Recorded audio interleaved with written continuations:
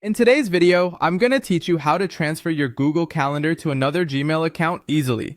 Transferring a Google Calendar from one account to another can be incredibly useful, especially if you're switching email accounts or need to manage multiple calendars seamlessly. By following these steps, you'll learn how to share and access your calendar efficiently and without the hassle of complex exports and imports. To start, let's focus on sharing your calendar, a recommended approach if you need continuous access to your events. This method allows the second Gmail account to see and manage your calendar effortlessly, without needing to export or import any files.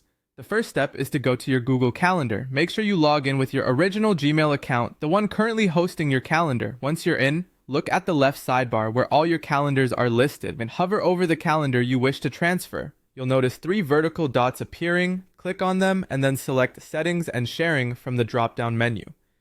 After entering the settings menu, scroll down until you find the section called Share with Specific People. This section is where you'll grant access to the new account.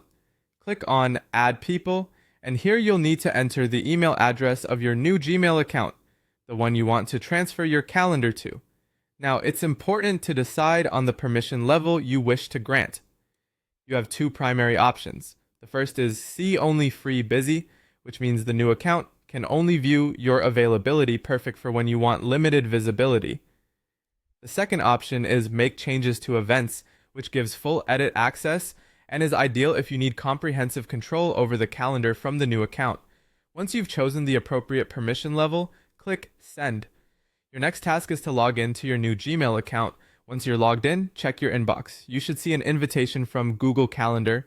Open it and accept the invitation to sync the calendar with your new account.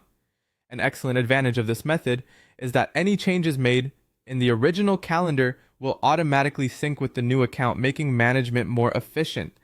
However, keep in mind that the calendar remains associated with the old account, meaning it's technically still tied to the original email.